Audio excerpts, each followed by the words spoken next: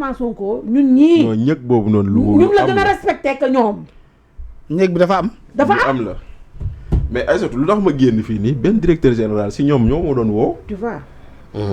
parce que dafa am lu ma soxla ci moom ma message ko mu gis sama tur woo ma. oui mais c'est pour dire que. il nous respecte plus qu'il ne respecte les autres. faayal ñu leen. mais c'est-à-dire que nag bëgguma rek tudd turam. bien sûr mais bon voilà. ñun xam ne mais yow man mii noonu. man mii man Bachir dogguma la gis nga ma sama affaire fermeture yi ngay dégg cessation yi. seen ñaari ministre laa wax. ministre de ñoo may woo man.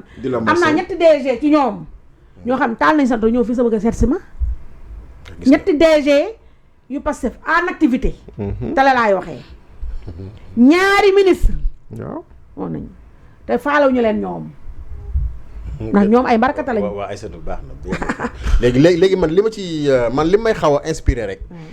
mooy suite logique la. bu ñu nekkee di xeex yenn médias yi leen favorable. ça me rappelle Ousmane Sonko bi mu nekkee en campagne nekk ci kaw oto bi. ñu jox ko RTS taal ko micro mu ne micro bi moom seppil ma ko tegal ma ko ne leen. et maintenant le premier ministre boo xam ne sortem yëpp RTS moo koy couvrir. c'est-à-dire du l'incohérence nag nit ñi wax dëgg yàlla boo bëggee nekk un homme d'état nga xam ni que moom ci position bi mu nekk ni actuellement que ce soit le ministre de la communication muy le président de la République ak le premier ministre lui-même ñoom ñoo njaboote waxuma la ñi nga xam ne ñoom ñoo leen di waxal rek lu leen neex de mais ñoom ñoo njaboote Sénégal gépp dans tous les secteurs. Bachir Fofana. mais Ahmed xam nga lu tax may reetaan. waaw le 17 juillet 2022 ba mu amee. waaw loolu moi j'avais fait un texte tuddee woon que de l'information à la RTS. wallaay doo ñu ko jàngataalal. xam nga la laa si waxoon. dama leen ne d'abord comprenez qu'en termes de normes télévisuelles. waaw ce qui se rapproche le plus d'un contenu d'un programme de télé RTS moo koy def. loo ko contre. absolument. c'est-à-dire que tu as la diversité dans toute sa dans toutes les langues, tu as la diversité des contenus, des programmes, etc. Loolu, la RTS se rapproche le plus de ce qu'on appelle norme télévisuelle. Il a bindoon. Mais au niveau du traitement de l'information et de l'animation du débat politique, ça laisse à désirer. Xam nga la laa ci teg. may leen la RTS obéit à ce qu'on appelle la règle des 3/4 en matière de traitement de l'information. Le premier tiers est adressé au président de la République, le deuxième tiers est adressé au gouvernement et le troisième tiers au reste de l'actualité. Quand le président et le gouvernement sont dans le même bord politique, ça donne l'impression que c'est une propagande politique. Parce que quand tu parles des activités du président pendant 10 minutes, nga teg ci activité gouvernement pendant 10 minutes, nga bëgg ne actualité bu des yëpp yéen a moom benn 10 minutes bu des bi. loolu mooy journal le gouvernement rek. Voilà. Mais ñoom information officielle gouvernementale la ñuy traité. absolument agence de presse moom lañ tuddee agence de presse du gouvernement. loolu mooy priorité bi. loolu mooy priorité bi. loolu laa leen waxoon 2022 ma ne leen. kon bu ngeen bëggee toog naan RTS nguur gi la fi nekkal. ba ngeen koy critiquer. bu nguur gi changé, vous verrez que la RTS n'a pas changé. Si. C'est comme Ousmane Sonko qui n'a jamais changé. Non, vous verrez que la RTS n'a pas changé. Tey jii nii RTS boobu ñu doon ŋàññ RTS boobu la ñuy tàccu tey. waaw kon ñoom ñoo changé. ñoom ñoo changé. ñoom ñoo soppi seen gis-gis. ñoom ñoo parce que en réalité. xam nga ça c'est le propre de tous les partis. ñoom ñoo changé. C'est le propre de tous les partis Ahmed. qui ont une orientation fasciste. xam nga mooy lan ñoom lu ñu bëgg ku leen naan si yéen a baax seen maam a baax seen nijaay a baax seen bàjjen a baax. ñoom bëgguñu ku leen naan li ngeen def baaxul. c'est-à-dire que ñoom bu ñu sañoon tout le monde s'aligne ànd ak ñoom. bëgguñu sax ku leen ignorer. waaw tout le monde s'aligne ànd ak ñoom. si tu ne peux pas t'aligner ak ñoom. tu deviens leur ennemi. bu leen fàtte ni la première déclaration sur l'affaire Sweet Beauté. RTS xam nga Sonko mu ngi ko defee Sen TV. Bougane jox ko télé bi. C'est vrai hein, c'est vrai. mais tey ji lan lañ tuddee Sen TV. Doké Dofi. lu tax ñu tuddee ko Kër Dofi parce que lu ñu fa bëgg a dégg dégguñu ko fa.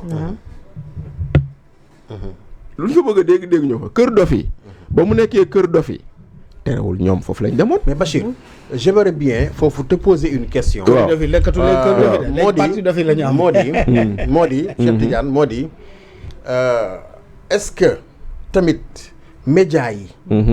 nga xam ni sax xëy na ñoom ànduñu ak nguur gi ci doxalinu nguur gi parce que loolu c'est tout à fait normal. waaw est-ce que nekkuñu tamit di defal promotion Ousmane Sonko parce que mënoo wax ba bàyyi te tuddoo ko wala mu nekk benn sujet de débat en fait en permanence. Non. Et ça man parfois ça me dérange. Non, c'est-à-dire le fait que tout le temps tu es vraiment obligé de le citer. C'est-à-dire que il faut comprendre. De commenter tout ce qu'il fait. Goebbels avait dit. Oui. Goebbels avait dit, en bien ou en mal, l'essentiel c'est qu'on parle de toi. Waaw. En bien ou en mal, l'essentiel c'est qu'on parle de toi. am ñoo xam ne nga wax nga saagalee sa bëgg nañ mais na nga wax ci ñoom rek. na nga wax ci ñoom. léegi nag loolu noonu la ñuy jëmmal du leneen. Kese. Voilà, léegi nag maintenant dans ça là, quand les nazis sont arrivés au pouvoir en 1922, la première des choses c'est de dire les médias sont contraires à la démocratie. Voilà. Et pourtant ils sont arrivés démocratiquement. Ils sont arrivés démocratiquement. Absolument. La première des choses, c'est de dire les intellectuels sont nuisibles. Si le commencé intellectuel allemand, Einstein commencé daw di dem États-Unis.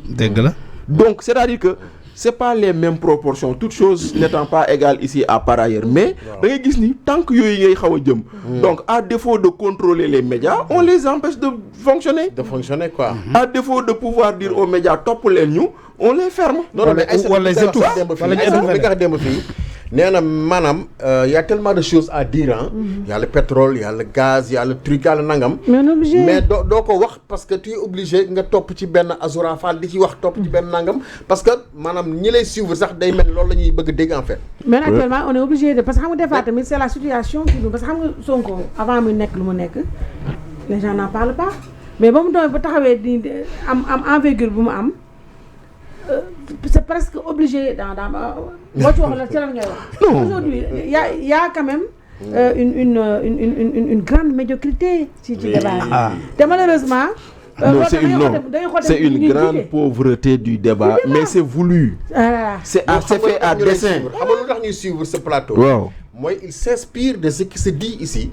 Après, bu ñu xey suba loolu lañu dem diko reporter wala ñu diko partager. Mais gis nga beneen dëgg bi mooy lan gis nga débat niveau débat de la presse là. Xana xamal loolu dafay refléter niveau gouvernement fu ñu toll. Non, man si Diatou Cissé la mësa dégg. Non, le niveau gouvernement moom boo dégg yàlla. Non, loolu la. Non, defal naa Diatou Cissé. Ba muy nekk secrétaire général santé. Non, Diatou Cissé Badiane, attention loolu. Badiane. Léegi dañ ci xuloo maag moom. Ah léegi Badiane la. Non, parce que en fait, elle était Koulibaly, elle a changé de mari. Maintenant elle est Badiane. Voilà, mais moi je préfère m'arrêter à Diatou Cissé. Tout court. Diatou Cissé dañoo mësa toog ñuy waxtaan ci loolu mu ne mais écoutez, il ne faut pas demander à la presse de faire autre chose que l'actualité. La presse ne produit pas l'actualité. Maintenant, on l'invente pas. Voilà. C'est-à-dire que tey jii nii mënoo nekk ci réew moo xam ne dañuy waxtaanee Azura nga bëgg a waxtaanee Nelson Mandela wala Nelson Mandela. Mais léegi nag foofu nag dafa am benn problème bu fa am. Waaw man j'ai un problème avec certaines actualités. Et comment ces actualités là naka la ñuy génnee naka lañ leen di créer. C'est l'État qui les crée. Je te recommande d'aller lire un documentaire qui s'appelle La Fabrique du consentement. Wow. La Fabrique du consentement, c'est un documentaire qui parle de l'œuvre de Edouard Bernays. Edouard Bernays, c'est le neveu ou le petit-fils de Sigmund Freud.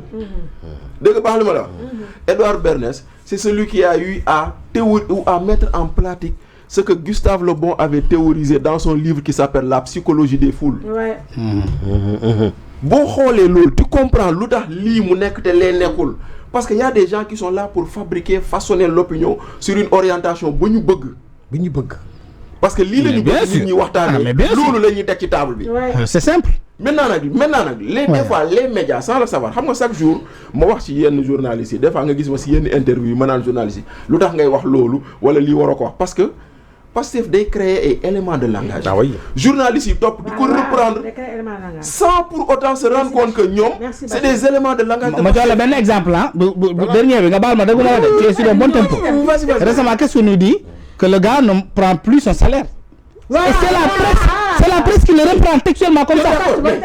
Et des chroniqueurs me crient bravo. Attends, première chose. Et c'est pas une événement. Attends, première chose. Kan moko wax da ngeen ko dégg ci gémmiñam. Voilà. Non. Première chose, da ngeen ko dégg ci gémmiñam. Deuxième chose, est-ce que ñi koy def dem nañ dans son service de communication vérifier si l'info est vraie ou pas. Ñu tok on sort comme ça, ñu ne il prend pas son salaire, tout le monde se rue dessus. Non, patriote le ni. Mais écoutez.